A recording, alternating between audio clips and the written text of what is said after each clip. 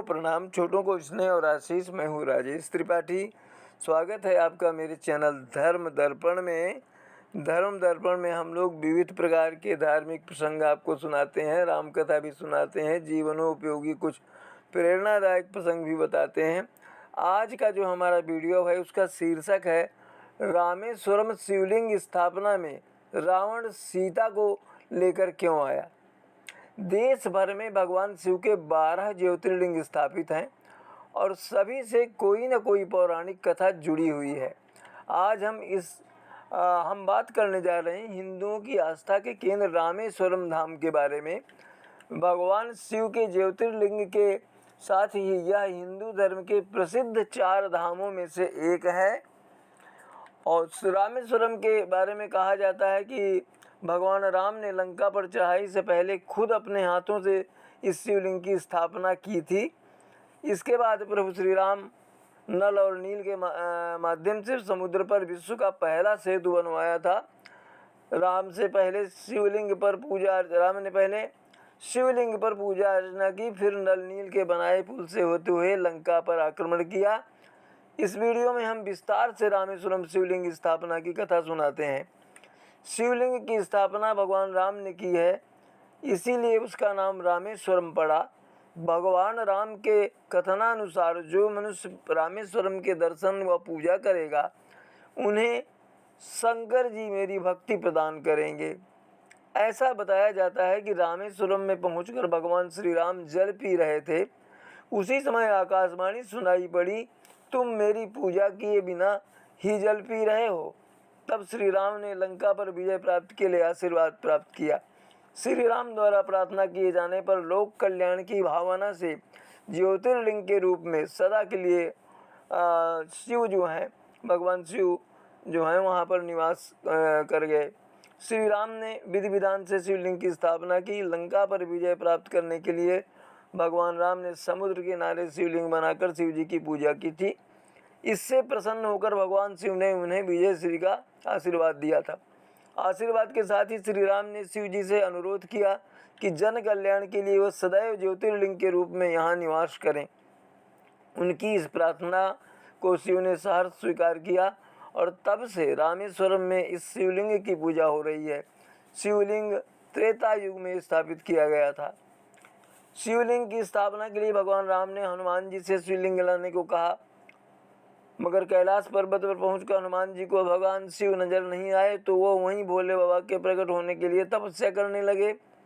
इधर रामेश्वरम में शिवलिंग की स्थापना का मुहूर्त निकला जा रहा था। भगवान शिव ने प्रकट होकर हनुमान जी को शिवलिंग प्रदान किया, लेकिन तब तक मुहूर्त निकल जाने के भय से बालू का शिवलिंग बनाकर स्थापित किया जा चुका था। पहले से स्थापित शिवलिंग को देखकर हनुमान जी बहुत उदास हो गए। भगवान राम ने उन्हें समझाने का काफ़ी प्रयास किया, लेकिन वह संतुष्ट नहीं हुए। तब श्री राम ने उनसे कहा कि ठीक है, आप इस शिवलिंग को उखाड़ दें तो मैं आपके द्वारा लाए हुए शिवलिंग की स्थापना यहीं पर कर दूंगा। लेकिन हनुमान जी इतने शक्तिशाली होते हुए भी उस शिवलिंग को उखाड़ नहीं सके और अंत में मूर्छित होकर गंधमार्दन पर्वत पर जा गिरे। होश में आए तो भगवान राम ने उनके द्वारा लाए शिवलिंग को भी नज़दीक में ही स्थापित कर दिया और उसका नाम हनुमदीश्वर रखा। सावन के महीने में रामेश्वरम में जलाभिषेक करने का बहुत महत्व है। मान्यता तो यह भी है कि रामेश्वरम में शिव की पूजा विधिवत करने से ब्रह्म हत्या जैसे दोष से भी मुक्ति मिल जाती है। रामेश्वरम को दक्षिण भारत का काशी कहा जाता है। यहाँ की धरती को भी शंकर जी और मर्यादा पुरुषोत्तम राम की कृपा से मोक्ष देने का आशीर्वाद प्राप्त है। भगवान राम के देवता स्वरूप यहाँ पूजे जाते हैं भगवान शिव। भगवान शिव के प्रमुख पावन धाम में से 12 ज्योतिर्लिंगों का ज़्यादा धार्मिक महत्व है। मानता है कि इन ज्योतिर्लिंगों को किसी ने स्थापित नहीं किया, बल्कि ये स्वयंभू हैं, यानी स्वयं प्रकट हुए हैं। हिंदू धर्म से जुड़े 4 धाम में से एक रामेश्वरम ज्योतिर्लिंग तमिलनाडु के रामनाथपुरम जिले में स्थित है। इस ज्योतिर्लिंग की दक्षिण भारत में वही मान्यता है जो उत्तर भारत में काशी विश्वनाथ की है। यही कारण है कि इस शिवालय में पूरे साल शिव भक्तों का तांता लगा रहता है। सावन के महीने में तो यहाँ लोगों की बड़ी भीड़ जुटती है। रामेश्वरम ज्योतिर्लिंग की कथा यह है, तमिलनाडु में समुद्र तट पर स्थित इस मंदिर को रामायण कालीन माना जाता है। मानता है कि अयोध्या के राजा भगवान श्री राम ने लंकापति रावण से युद्ध करने से पहले विजय की कामना के लिए इसी स्थान पर रेत का शिवलिंग बनाकर स्थापित किया था, जिसके बाद भगवान शिव वहां ज्योति रूप में प्रकट हुए और शिवलिंग में समा गए। रामेश्वरम मंदिर की बनावट बेहद आकर्षक है, जिसे देखने वाला देखता ही रह जाता है। पूरा मंदिर तकरीबन 15 एकड़ के क्षेत्र में स्थित है, जिसके चारों ओर पत्थर की मजबूत दीवारें हैं। इस मंदिर का प्रवेश द्वार 40 मीटर ऊंचा है। यह मंदिर अपने गलियारे के लिए भी जाना जाता है। बेहद खूबसूरत गलियारे में 108 शिवलिंग और गणपति के दर्शन होते हैं। गलियारे की नक्काशी भी देखते ही बनती है। 24 कुओं के पवित्र जल से दूर होते हैं सारे पाप। रामेश्वरम मंदिर के भीतर 24 कुएं हैं। लोग इन कुओं को पावन तीर्थ के समान पूजते हैं और इसके जल से स्नान करते हैं। मान्यता है कि इन पवित्र कुओं के पानी से स्नान करने मात्र से ही लोगों के सारे पाप कट जाते हैं। इन कुओं के बारे में मानता है कि इन्हें भगवान श्री राम ने अपने बाण से बनाया था। रामायण के मुताबिक त्रेता युग में रावण सभी देवी देवताओं, ऋषि मुनियों और इंसानों पर अत्याचार कर रहा था। रावण के बढ़ते अत्याचार को रोकने के लिए भगवान विष्णु ने राजा दशरथ के यहाँ राम अवतार लिया। श्री राम और सीता का विवाह हो गया था। इसके बाद कैकेयी के वचनों की वजह से राम, लक्ष्मण और सीता को वनवास जाना पड़ा। तीनों वन में रह रहे थे। उस समय रावण ने छल करके सीता का हरण कर लिया। सीता की खोज करते हुए श्री राम और हनुमान जी की मुलाकात हुई। हनुमान जी श्री राम और सुग्रीव की मित्रता कराई। हनुमान जी ने सुग्रीव की और रामचंद्र जी की मित्रता कराई। श्री राम बाली वध करके सुग्रीव को राजा बना देते हैं। वानर सेना की मदद से सीता की खोज की गई। हनुमान जी ने लंका में सीता को खोज निकाला। इसके बाद श्री राम वानर सेना के साथ लंका पहुँचे और रावण का वध कर दिया। रामेश्वरम ज्योतिर्लिंग का वर्तमान मंदिर है, वह लगभग 350 साल पुराना बताया जाता है। यहाँ के मुख्य द्वार पर करीब 100 फीट ऊंचा एक गोपुरम है। रामेश्वरम मंदिर क्षेत्र में धनुषकोटि, चक्र तीर्थ, शिव तीर्थ, अगस्त्य तीर्थ, गंगा तीर्थ, यमुना तीर्थ आदि पवित्र जगहें बनी हुई हैं। रामेश्वरम ज्योतिर्लिंग आने वाले भक्त इन सभी तीर्थों के दर्शन भी करते हैं। राम सेतु रामेश्वरम मंदिर के पास सागर में आज भी आदि सेतु के अवशेष दिखाई देते हैं। रामेश्वरम मंदिर में पवित्र गंगा जल से ज्योतिर्लिंग का अभिषेक करने पर बहुत अधिक पुण्य मिलता है। इसका बहुत महत्व है। देवताओं के देवता कहे जाने वाले भगवान शिव प्रथम पूज्य गणपति के पिता हैं। कहते हैं कि भगवान शिव को प्रसन्न करके व्यक्ति हर संभव सुख प्राप्त कर सकता है। रामनाथ स्वामी मंदिर में, रामेश्वर मंदिर में 2 शिवलिंग स्थापित हैं, जिसके नाम विश्वलिंगम और रामलिंगम है। पौराणिक मान्यता के अनुसार रामलिंगम माता सीता के द्वारा निर्माण किया गया, जबकि विश्वलिंगम शिवलिंग को हनुमान जी ने प्रभु श्री राम के कहने पर कैलाश पर्वत से लाए थे। मान्यता अनुसार कैलाश पर्वत भगवान शिव का निवास स्थान है। रामेश्वरम मंदिर भगवान शिव को समर्पित विश्व प्रसिद्ध हिंदू और तीर्थ स्थल है। यहाँ देश विदेश के अनेक भक्त दर्शन करने के लिए आते हैं। पौराणिक कथा है, भगवान शिव का यह ज्योतिर्लिंग 12 ज्योतिर्लिंगों में से एक है। भगवान शिव के इस ज्योतिर्लिंग के बारे में शिव पुराण और स्कंद पुराण में भी बताया गया है। भगवान शिव के इस ज्योतिर्लिंग की स्थापना स्वयं भगवान राम ने अपने हाथों से की थी। कहा जाता है कि जब भगवान श्री राम रावण से युद्ध करने के लिए लंका पर चढ़ाई करने जा रहे थे, उससे पूर्व भगवान श्री राम ने इसी स्थान पर समुद्र की बालू से भगवान शिव की प्रतिमा बनाकर, शिवलिंग बनाकर निर्माण किया था। तब भगवान शिव की पूजा अर्चना की थी। तभी से भगवान शिव का यह शिवलिंगम रामेश्वरम ज्योतिर्लिंग के नाम से प्रसिद्ध हुआ। इस संबंध में कई किंवदंतियाँ प्रचलित हैं, जिनमें से एक अन्य किंवदंती यह है कि जब भगवान श्री राम लंका पर चढ़ाई करने के बाद रावण का वध कर दिया था और वध करने के पश्चात माता सीता को लेकर अयोध्या वापस लौट रहे थे, तब भगवान श्री राम ने अपना पहला पड़ाव गंधमार्दन नामक पर्वत पर डाला था।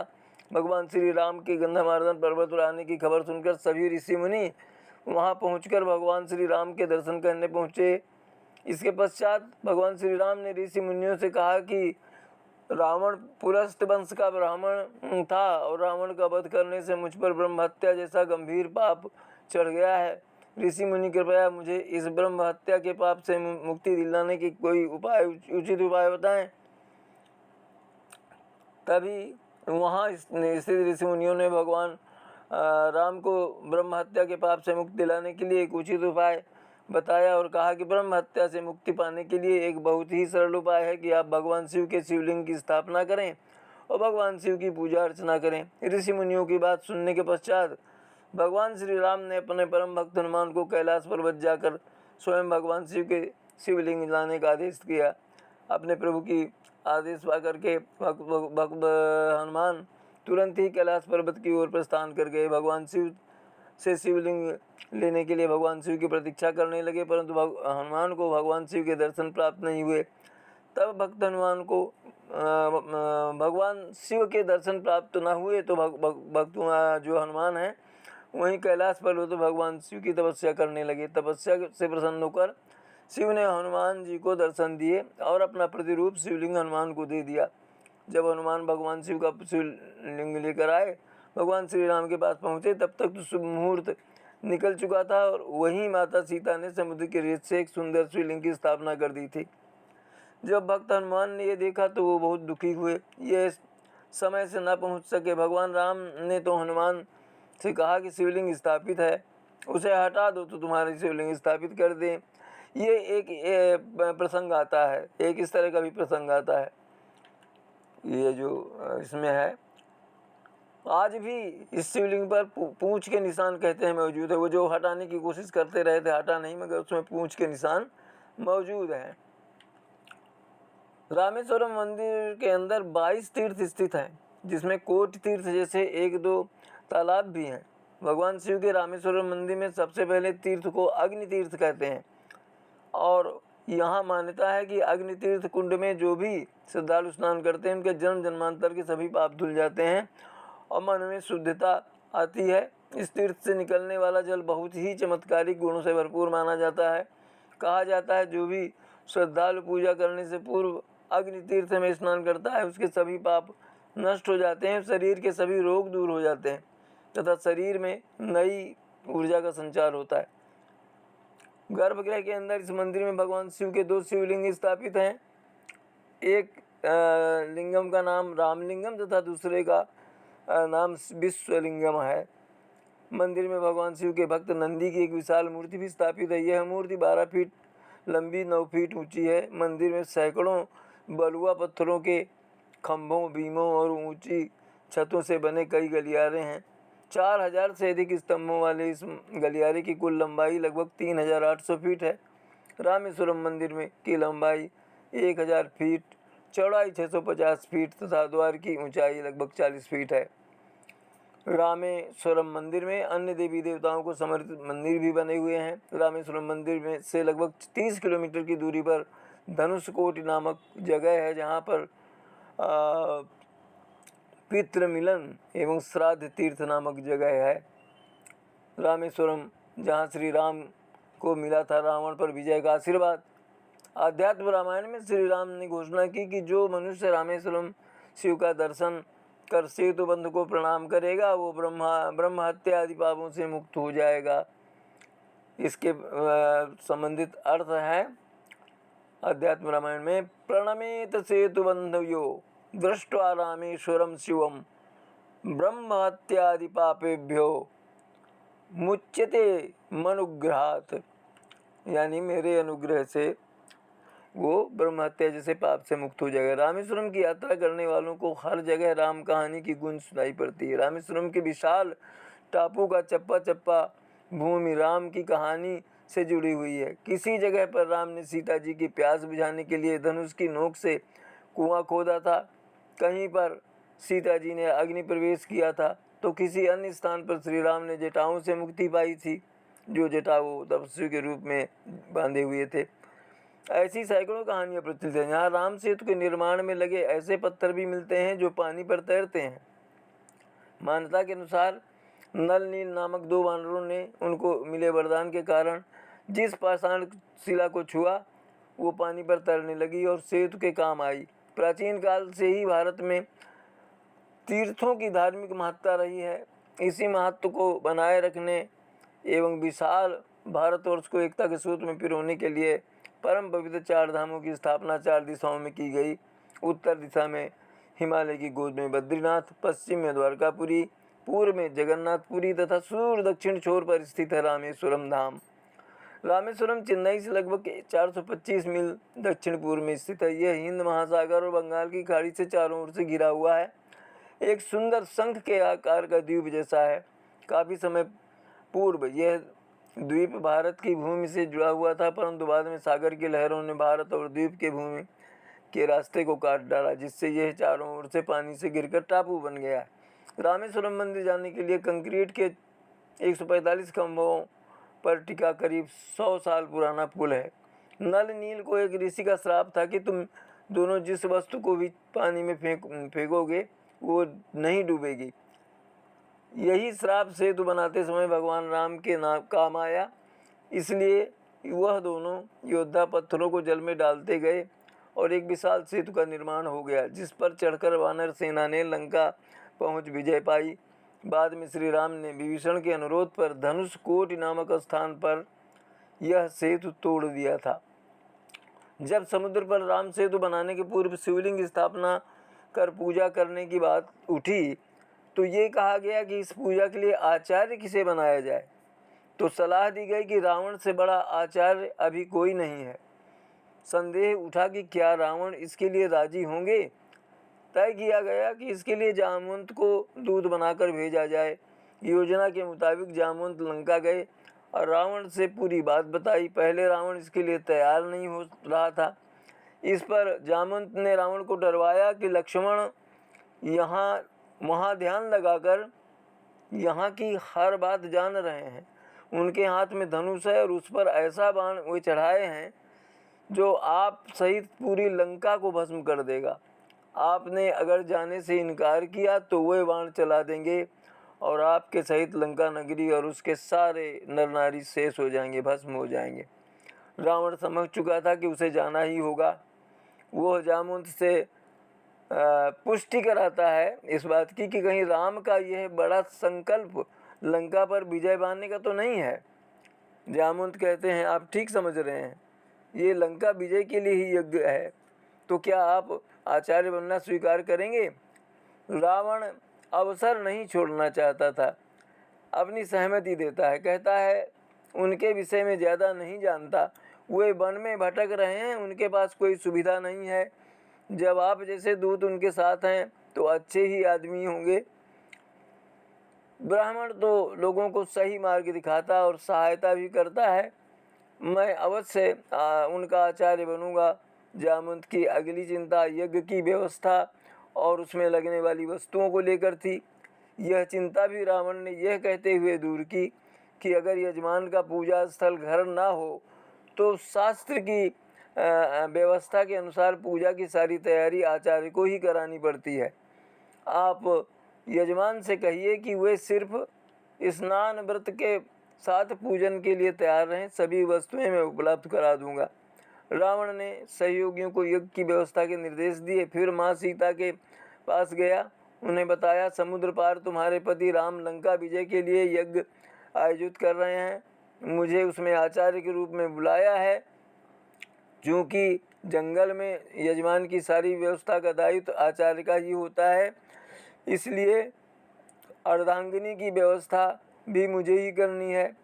ये रथ खड़ा है, ये पुष्पक विमान है, इसमें बैठ जाओ, पर स्मरण रखना वहाँ भी तुम मेरी ही कैद में रहोगी, मेरी ही बंदिनी रहोगी। सीता ने उन्हें आचार्य कहकर प्रणाम किया और रावण ने उत्तर में अखंड सौभाग्यवती का आशीर्वाद दिया। रावण के पहुँचने पर राम लक्ष्मण ने उन्हें प्रणाम किया। लंका विजय के लिए यज्ञ और देवाधिदेव महादेव के आशीर्वाद के लिए शिव विग्रह की स्थापना की अभिलाषा व्यक्त करते हुए राम कहते हैं ये सब लंकेश से कह रहे थे, लेकिन उस समय तो लंकेश आचार्य की भूमिका में है। आचार्य रावण उन्हें यज्ञ संपादित करने के लिए आश्वस्त करते हुए कहते हैं कि महादेव चाहेंगे तो आपको यज्ञ का फल प्राप्त होगा, यानी विजय प्राप्त होगी आपको लंका पर। रावण से कहते हैं कि वो ब्राह्मण देवता, मैंने शिवलिंग स्थापना का संकल्प लिया था, इस संसार में आपसे उत्तम पंडित नहीं है, इसलिए आपको आमंत्रित किया है। शिवलिंग की स्थापना भगवान राम ने की है, इसीलिए उसका नाम रामेश्वरम पड़ा। भगवान राम कहते हैं जो मनुष्य रामेश्वरम के दर्शन पूजा करेगा उन्हें शंकर जी मेरी भक्ति देंगे। यज्ञ की तैयारियां पूरी हैं, लेकिन हनुमान की प्रतीक्षा है, वो शिवलिंग लेने गए हैं। आचार्य रावण ने कहा कि पूजा में देरी संभव नहीं, मुहूर्त टल नहीं सकता, आप बैठिए, आपकी पत्नी कहाँ है? राम कहते हैं कि क्या पत्नी की अनुपस्थिति में यज्ञ की कोई शास्त्रीय विधि है? रावण का उत्तर था केवल 3 दशाओं में यह संभव है। आप विधुर हो, यानी पत्नी मर चुकी हो, अविवाहित हो, पत्नी ने आपको त्याग दिया हो, क्या इन तीनों स्थितियों में कोई है? राम कैसे बताएं कि उनकी अनुपस्थिति की वजह आप हैं? जामवंत सहायक सिद्ध होते हैं। आचार्य रावण को स्मरण कराते हैं कि अगर यजमान जंगल में हो और यज्ञ के समस्त संसाधन उपलब्ध ना हो तो उसे पूरा करने की जिम्मेदारी आचार्य की होती है। आचार्य रावण सीता के यान में बैठे होने की जानकारी देते हैं। विभीषण और अन्य मित्र उन्हें लेने जाते हैं। सीता के आने पर विधिवत पूजन होता है। माँ सीता के हाथों वहाँ शिवलिंग स्थापित होता है, जो आज भी वहाँ लंकेश्वर के शिवलिंगम के रूप में जाना जाता है। यज्ञ संपन्न हुआ। अब आचार्य की दक्षिणा का प्रश्न था। राम और सीता ने आचार्य रावण को प्रणाम किया, दक्षिणा पूछी। हंसते हुए आचार्य रावण ने कहा कि आप वनवासी हैं, मुझे पता है कि आपके पास दक्षिणा देने के लिए कुछ नहीं है। वैसे भी स्वर्णमयी लंका के राजा आचार्य रावण को आप क्या दक्षिणा देंगे? इसलिए मेरी दक्षिणा आप पर बाकी रही। संकोच से परे राम ने कहा, आचार्य फिर भी बता दीजिए ताकि मैं पूरी तैयारी रखूं। रावण ने उनसे मांगा, जब मेरा अंतिम समय आए तो यजमान मेरे समक्ष उपस्थित रहें। राम के तीरों से यह दक्षिणा रावण को मोक्ष देकर चुकाई थी। राम ने अपने तीरों से उनको मोक्ष दिया उन्होंने, भगवान राम ने। वीडियो समाप्त करने के पहले आपके मन में उठने वाली शंकाओं का समाधान कर देते हैं। आप भी सोच रहे होंगे कि रावण माता सीता के साथ में रावण माता सीता को अपने साथ क्यों लाया? इसका जवाब ये है कि किसी विवाहित व्यक्ति की कोई बड़ी पूजा अर्धांगिनी के बिना पूरी नहीं होती, इसीलिए रावण को अपने साथ सीता को लाना पड़ा। रावण अपने साथ पूजा सामग्री भी लाया था। कुछ लोगों के मन में यह प्रश्न भी उठ सकता है कि रावण को अपने बीच पाकर राम उसका वध करके सीता को छुड़ा ले सकते थे, उन्होंने ऐसा क्यों नहीं किया? इसका जवाब यह है कि राम के वनवास का उद्देश्य राक्षसों का संहार था। मगर अगर वे केवल रावण का वध करके रुक जाते तो उनका राक्षसों के निधन का उद्देश्य कैसे पूरा होता? तो ये तो थी रामेश्वर शिवलिंगम के बारे में कथा और उससे जुड़े प्रसंग जो हमने आज आपको सुनाए। इसी तरह के अन्य धार्मिक प्रसंगों के साथ आपसे अगले वीडियो में मिलेंगे। राम कथा के वीडियो के साथ भी आपसे भेंट हो सकती है हमारी। और आज यहीं तक। आप सब परिवार स्वस्थ, सुरक्षित और सानंद रहें, यही अपनी कामना और भगवान से जो प्रार्थना है। हमारे चैनल धर्म दर्पण का इसी तरह समर्थन करते रहें, इसको सब्सक्राइब करते चलें, इसके वीडियो अपने बंधु बांधवों में साझा करते रहें। आज यहीं तक, मिलते हैं अगले वीडियो में, तब तक के लिए प्रणाम।